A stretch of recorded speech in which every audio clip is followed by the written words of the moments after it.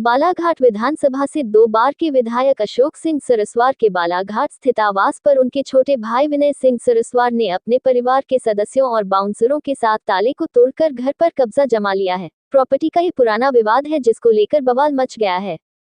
वायसुव विनय सिंह सरस्वार और उनकी बेटी ने मीडिया को बताया कि उनके मामा स्वर राणा हनुमान सिंह, जिनकी अपनी कोई औलाद नहीं थी, ने अपने जीते जी स्वामित्व की संपत्तियों का अपने तीनों भांजों अशोक, विजय और विनय सिंह सरस्वार के बीच कर दिया था, जिसमें बालाघाट शहर के सर्किट हाउस रोड स्थित बंगला हमारे नाम किया था।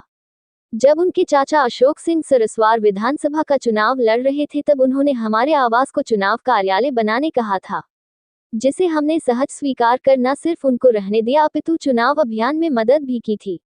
चुनाव जीतने के बाद उनके चाचा अशोक सरस्वार और उनके पुत्र, जो कि वर्तमान जिला पंचायत अध्यक्ष है, सम्राट सिंह सरस्वार, ने बंगले पर कब्जा कर हमें अपमानित करके घर से बेदखल कर दिया।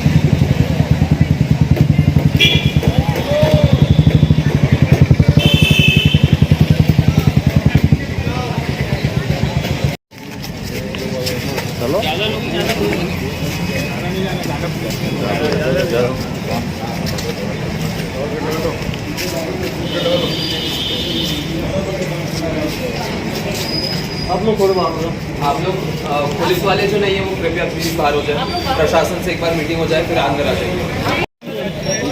सम्राट का ये बंद घर में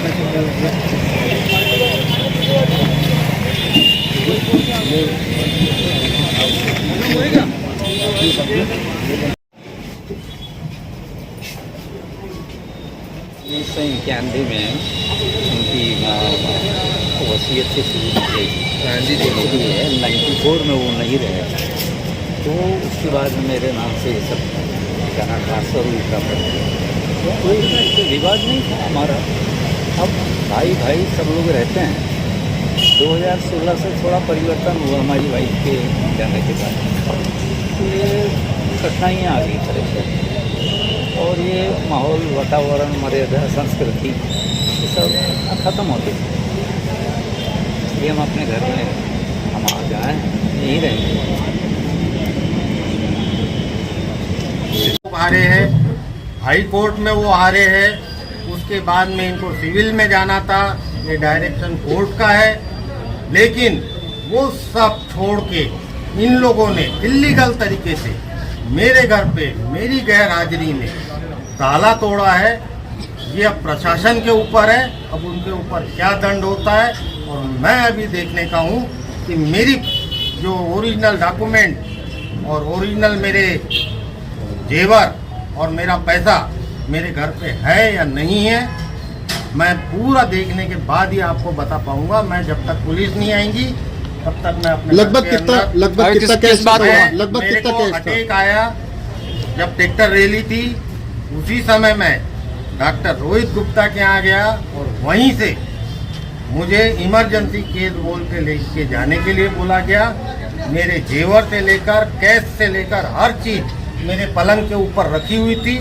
अभी मैं पुलिस वालों के साथ ही उसे देखूंगा, क्योंकि वो सब चीज़ों को मेरे को नागपुर ले जाना था, क्योंकि मेरी तबीयत ठीक नहीं लग रही थी और मुझे अचानक से अटैक आया और मुझे दरवाज़ा खोलने का मौका भी नहीं मिला।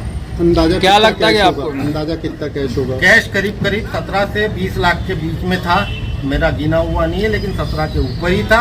और जेवर मेरी वाइफ के करीब 55 तोला, पूरी लिस्ट बनी हुई थी, क्योंकि मेरी वाइफ ने कुछ दिन पहले ही लिस्ट बनाई थी। और उसके अलावा मेरे मम्मी के भी कुछ जेवर थे, जो पूरा पोटली बांध के नागपुर में ले जाने के लिए हमारे द्वारा रखा गया था, लेकिन अचानक अटैक आने के कारण मेरे को नागपुर जाना पड़ा। क्या लगता है आपको ये कि क्यों तोड़ा गया? क्या लगता है बिना सही क्यों तोड़ा गया, क्या तोड़ा गया? एक तो मेरे यहाँ पे ओरिजिनल पेपर थे, या तो वो ले जाने के लिए तोड़ा गया, या तो जबरदस्ती मेरी गैर हाजिरी में कब्जा करने के लिए किया गया, या तो कोई डाका डालने के इरादे से किया गया है। आपने पुलिस कंप्लेन की है? आपने पुलिस कंप्लेन किया? ये पता चला है कि आगे वालों ने ये बोला है कि प्रशासन की